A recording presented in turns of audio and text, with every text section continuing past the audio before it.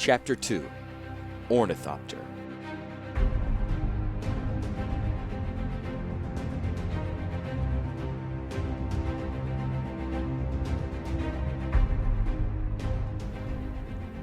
Tokasia did not send the boys back with Bly that trip, or for any other trip to Penregon for the next 6 summers. Urza came to terms with Ricklaw, and Mishra was more careful about sitting on others' bunks. Lauren went back to Penregon and stayed away for 5 years. Bly wore out the new oxen and tried to buy one of Tokasia's onulets, to no avail. Tokasia continued to dig and to bring up the 2 boys put into her care. At first, Tokasia thought of Urza and Mishra as 2 parts of a single entity. Her inclination was reinforced by the way the 2 looked at each other before answering a question. Yet they were very different people, and the desert brought out different parts of their personalities. Urza became more studious, devouring every scrap of information that Tokasia had gathered on the Thran. He pored over the rosters of artifacts from previous seasons, and even the scrap heaps of material that had been discarded. In this fashion, he found several pieces that belonged with later discoveries, but had been discarded at the time. Urza, Tokasia quickly discovered, was intrigued by the manner in which things worked. At 12, he took apart the front limbs of one of the onulets, reassembling it only after Tokasia threatened dire consequences. He and Mishra rebuilt the beast overnight, and their impromptu redesign stopped the lurching problem the machine had previously experienced. The elder brother grew lean and wiry in the hot sun. His hair bleached to a straw-colored blonde, and he now gathered it in a ponytail across the back of his neck. His knowledge was encyclopedic, and his insights keen. Mishra bloomed in the dry desert air as well. While Urza burrowed through the tattered scrolls and maps, Mishra learned to dig, to sift, and excavate. The younger brother spent more time out in the field than did his sibling. He climbed among the exposed rock faces and dry washes. Soon he could look at a proposed excavation site and hazard a guess on how deep the excavators would have to go before striking the Thran level of artifacts. More often than not, his guess proved right. Tokasia noticed that Mishra spent more time with the other students than did his brother, and with Amal's diggers as well. After supper, while Urza was hunched over a ligature of some skeletal artifact, Mishra was to be found at the diggers' camp, listening to the legends of the Falaji peoples.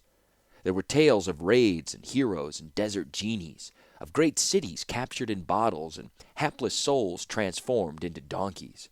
Mishra learned of the Thran as the desert people knew of them, a race of demigods who had used their artifacts to create wonderful, terrible cities. Tokasia suspected that the diggers let Mishra sample their nabis, a powerful fermented wine spiced with cinnamon favored by the Falaji, but she said nothing. It seemed good to her that Mishra had moved from beneath his brother's protective wing. Urza, for his part, seemed not to notice that his brother spent more time with the others, so wrapped up was the elder child in his studies. The work in the desert sun toughened Mishra.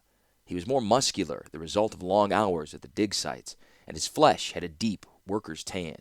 His dark hair trailed after him like a banner, ornately braided in the manner of the desert. He had wider shoulders and a stauncher frame than his elder brother, and could now handle himself in any scrap without Urza's help.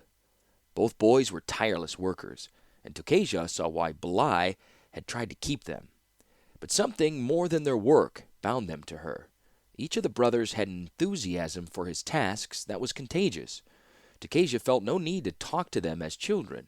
Rather, she spoke to them as trusted adults, and they returned her trust. Soon, the pair were considered as vital and permanent a part of the encampment as Tokasia herself. Within 2 years, the young nobles arriving from Penregon were the same age as Urza and Mishra. The brothers already knew the lay of the land. Remembering their own experience, the pair always sought out the prospective bullies among the group and made it clear that no persecution of the smaller students would be permitted. Within another 2 years, the brothers were considered the de facto leaders of the student contingent, allowing Tokasia more time for her own examination of artifacts and their power stones. In the fall of the 2nd year, word reached the camp via Bly's caravan that Urza and Mishra's father had passed on after a long illness. The word was in a terse note, quickly penned from the boy's stepmother. The missive said nothing about an inheritance, and Tokasia suspected no mention would ever be made. She gave Urza the news first. He was working beneath Tokasia's tarp, clearing the dust from a device found earlier that day, driven by a coiled spring. Tokasia suspected it was merely a clock mechanism, but the young man had found carvings along the length of the spring itself, carvings that seemed to have a relationship to known Thrawn glyphs. When she told him of his father, Urza set his tools down and stared at the inlaid pearl top for a long moment. He rubbed his eyes and thanked Tokasia for the information, then picked his tools up again, suddenly intent on the device. Mishra responded very differently. When Tokasia gave him the news, he fled the dig site altogether, climbing up the side of the rocky tor above Tokasia's encampment. The old scholar thought to go after him, but Amal counseled against it. Mishra needed to work out his feelings on his own, the Falaji said. Still, after dinner, Tokasia saw Urza climbing the outcropping, and the brothers sat up there for a long time, watching the glimmer moon rise over the desert. Neither brother mentioned the incident afterward, and Tokasia wondered what they had said to each other on the side of that rocky tor. In the spring of the 6th year of the boys' arrival, Lauren returned, this time as an official representative of her house instead of as a mere student. She had grown as well and was now a high-born lady with, Bly informed Tokasia with a wink and an unsubtle nudge, a string of suitors desiring both her hand and her family's monies.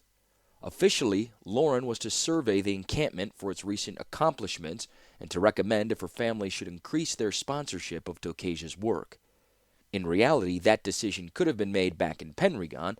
A growing number of young leaders of the various families had spent at least one summer working for Tokasia, and fond memories now translated into hard currency. The Argivian crown did not care for Tokasia's work. The archaeologist knew, but the Argivian crown was weak and treated the matter as it treated everything it did not care for.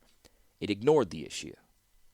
Lauren had made the long and difficult journey out to the encampment primarily to see Tokasia again, and Tokasia knew it. Most of the high manners and debutante softness disappeared by the end of the first evening, and by noon of the second day, Lauren was prowling alongside Tokasia as she moved from excavation to excavation. Tokasia had something to show Lauren, a story for her to carry back to the other former students in the Argivian capital. There had been a sudden downpour the month before, a hard-hitting desert rain that had threatened several of the dig sites. Rahud, one of Amal's diggers, had heard from a nomadic family member that the rain had hit even harder farther to the north and flooded out an old dry wash, revealing what looked like a Thran machine. Rahud told Mishra. Mishra reported to Tokasia, and within a day the group had mounted a small expedition north. It was a device they found, and one definitely of Thran creation. It looked at first like some sort of sailing craft, an impossibility in the desert. Long poles of ancient candlewood jutted from the exposed bank, to which had been attached what looked like a sail rigging. Urza examined it, and then, to Tokasia's amazement, confidently declared it to be a flying craft, something unseen in Terrasire's skies save only in the oldest of stories. For the next week, the camp activity moved to the new site, seeking to pry loose the bird-like flying machine and haul it back to the main encampment. The diggers had to work quickly to avoid the attention of less friendly desert Falaji as well as the predatory sand-colored rocks. The students were pressed into duty hauling dirt and clearing debris, and Urza and Mishra camped on the site to guard the new find. It took only a few days to pry the device free of the surrounding soil and rock, and Urza was proven right. What Tokasia had thought of as sails were in fact wings. The construction did seem fashioned like a bird, and Tokasia dubbed it an ornithopter. Both wings were intact, though the tail assembly had been crushed. A small maze of wires and tubes at the heart of the craft cradled a now shattered power stone. They got the ornithopter back to the camp 2 days before Lauren's arrival, and Tokasia was glad to see the look on the young noblewoman's face when she saw the tattered remains. To any other Argivian, it was a mess of fractured poles, smashed metal, and scraps of ancient fabric, but to any former student of Tokasia, it was a treasure. To see such a large device after spending a summer trying to pry fragments out of the rock with a small brush made the archaeologist and her students indescribably happy. Tokasia also noticed that with the passage of time, Lauren had grown more sure of herself. She no longer hesitated to speak, nor did she spend all her time with her old mentor. For the first few days she hovered over Urza, who had removed the crystal housing from the ornithopter and was busy disassembling and cleaning the small device. Then, without any warning, she suddenly switched her time and attention to Mishra, who was rebuilding the larger framework of the craft itself. Tokasia did not know what, if anything, had happened to make Lauren change her interest. Neither young man ever mentioned her in the scholar's presence. The young woman returned to Penregon with the promises of support for Tokasia and an order for a light sailcloth, and the brothers returned to their work. Mishra had rebuilt the ornithopter's framework, but the nature of the tail assembly defied him. Almost by unspoken agreement, Urza took over the reconstruction of the glider, discovering what wires went where and how they could function in flight. It was Urza who discovered that the sail-like wings had to be ribbed with thin shoots of candlewood in order to maintain their form in flight. For his part, Mishra confirmed that by bringing slender bows of snapped wing ribs back from the dig, along with strands of frayed wire. Urza saw that the wire was better for controlling the shape of the wings than mere rope, and another order was placed with Bly. The two young men spent hours together, poring over the design, trying to determine how the tail assembly would function. In all, it took 8 months for the ornithopter to be rebuilt. The key was the box of wires and discs that served as the craft's engine. Urza, Mishra, and even Tokasia did not know exactly how the small engine could power the large ornithopter. They only knew that it did. Urza used the small weak crystal that had belonged to the Su-Chi to power the device. It was the last day of the year, Mishra's birthday, when the craft was ready at last. The day was surprisingly warm, and a soft wind blew from the desert. There was some debate over who would get the honor and the danger of the first test flight. "I should do it," said Urza. "After all, I understand the workings of the power crystal cradle." "Well, I should do it," countered Mishra. "The flight levers controlling the wings are mulish, and they need a strong hand to keep them in line." "I'm lighter," said Urza. "I'm stronger," snapped Mishra. "I'm capable of holding the levers in place," said Urza. "And I understand the power crystals as well as you do," added Mishra quickly. "I am the elder," said Urza smugly. "And it's my birthday," shouted Mishra, the blood rising to his face. "So we are equal." Tokasia looked at the two young men and let out a deep sigh. Such disagreements were rare, but were severe enough to trouble her. At last she said, "If you cannot decide, then I will have to risk my ancient bones in this device." The two young men stared at Tokasia, then looked at each other. Each simultaneously pointed to the other and said, "He should fly it." In the end, they flipped a coin. Urza won, and Mishra did a passable job of containing his disappointment as the last of the preparations were made. A wide level place had been cleared outside the stockade gates for the craft. The blond young man climbed into the housing at the front of the ornithopter and slowly depressed the two main levers, engaging the arcane crystal within the maze of gears and wheels that he had lovingly rebuilt over the past months. The entire craft trembled as the last of the slack in the wires was taken up and the wings accordioned out in a pair of great sails. The wings beat downward, once, twice, and then a third time. The ornithopter gave a small hop, and on the third beat, and Tokasia saw Mishra start as well, the younger boy said nothing. His eyes seemed transfixed by the sight, and his hands were clenched. Tokasia wondered if he was worried for his brother, or worried that his brother would damage the machine before he had a chance to try it. The device took another short hop, then another, larger leap. Dust from the heavy beating wings blew in all directions, and the students retreated, covering their eyes and mouths from the swirling sand. One last leap, and this time the ornithopter did not come down. It was aloft, its wings straining against the warm air. Tokasia and the other students could hear the wires sing from the strain of the small craft, like a fledgling rock leaving the nest, leapt into the air. The ornithopter climbed into the sky, and there was a sharp clatter as Urza threw the locking mechanism into place, fixing the wings into a solid, gliding surface. Urza was aloft for 10 minutes.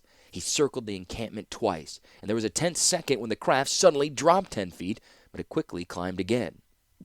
Urza circled one last time, then set the ornithopter back down on the pad of level sand. The wings unlocked and beat as he landed. The candlewood supports groaned, but held the craft upright. Urza climbed out. "Hit some colder air," he said briefly to Tokasia. "Apparently it has some effect on its ability to keep aloft." "Let me try," said Mishra. Urza did not move away from the device. "We should check all the couplings for wear," he observed, still speaking to Tokasia, "and the struts for fractures, not to mention the integrity of the power crystal." Mishra looked at Tokasia, his face clouded. "Urza," said Tokasia softly, "let your brother use the ornithopter." Urza opened his mouth to argue, then looked at his brother and silently stepped aside. Mishra piled into the flying device. Urza leaned into the housing. The right lever sticks, so you'll have to muscle it, he said. Mishra only grinned and shouted, "Stand away!" He flung both levers into place, engaging the wings. Urza backpedaled quickly out of the way of the huge, beating wings. Whatever sand had not been chased away before now was spun into a cyclone of wind. The ornithopter went almost straight up in a single bounce. The entire encampment could hear the sharp creaking of the candlewood struts and the high-pitched whine of the wires passing through metal loops and pulleys. Urza grimaced as if the sound physically pained him. "It would have been better had we'd waited to check the craft before flying it," he said to Tokasia through gritted teeth. "Better, but not wiser," returned the old scholar. Mishra climbed 100 feet, locked the wings, then forced the craft into a swooping dive over the encampment. Sheep and goats in their pens below let out frightened bleats as the ornithopter passed only a few feet above them. Mishra pulled back on the levers and re-engaged the wings, and the craft climbed again. "Do you think the craft needs a lighter pilot now?" said Tokasia. Urza shrugged. "Actually, I think there's enough pull in the wings to take 3 or 4 people aloft at once if we expand the housing." "So the argument that you should have flown it because you were lighter was disproved?" pressed the old scholar, smiling as she spoke. Urza winced, but said nothing. Mishra circled the encampment twice as Urza had before. Tokasia imagined that the land was searching for the same spot of cold air so that he could hiccup the craft as his brother did. She did not notice that while Urza had concentrated on keeping the craft level, Mishra continually swooped and dove, banking in one direction, then the other. Then Mishra flew over the camp once more and headed the craft westward into the deep desert. The form of the ornithopter became a blur, then a speck on the horizon. Tokasia and Urza looked at each other. "Perhaps one of the steering wires broke?" offered Tokasia. "Or the little fool wanted to see how far he could go," Urza grumbled, rushing for the rocky tor behind them to get a better view. Urza had made it only halfway up the hill when the sound of the wings cutting through the warm air heralded Mishra's return. The younger brother circled the camp twice, then landed just beyond the stockade gates. By the time Mishra had touched down, Urza was waiting, his face as stern as stone. "What do you think you were doing?" he shouted as Mishra climbed out of the housing. "Bad enough that you've probably overstressed the pulleys with your diving about, but to fly out of sight of the camp, you might have been attacked by rocks. If you had crashed in the desert, we might not have found you." Mishra did not seem to be listening. Instead, he said, "I saw the drawings, didn't you?" Urza was brought up short and looked at his brother, puzzled. The dark-haired brother turned to Tokasia. "Out in the desert, there are drawings, mounds of dark earth against the lighter surrounding sand. We've passed them before on foot, but never noticed. But from above, you can see that they're pictures. There are dragons, genies, rocks, even minotaurs." He turned to his brother. "You saw them, didn't you?" Urza blinked at his brother. Then more cautiously he replied, "I was more worried about the performance of the craft." Mishra did not bother to listen. "They're surrounded by a large hillock. I bet if we checked that out, we'd find some sort of old Thran encampment."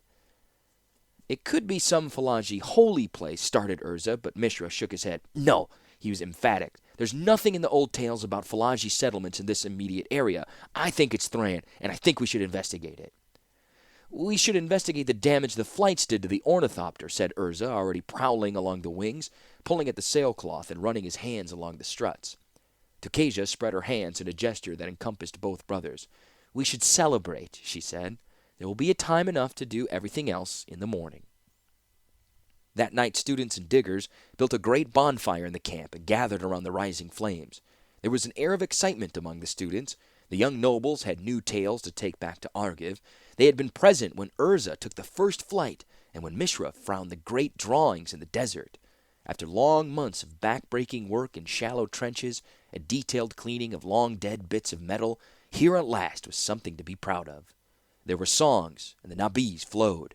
Rahud tried to teach several of the noble boys a traditional Falaji dance.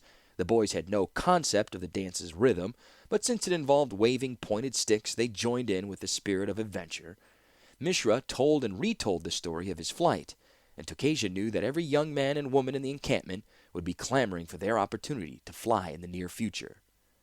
Urza remained at the edge of the campfire, neither dancing nor drinking, and nor talking. Tokasia walked over to him. "You are enjoying yourself?" "Well enough," replied the youth.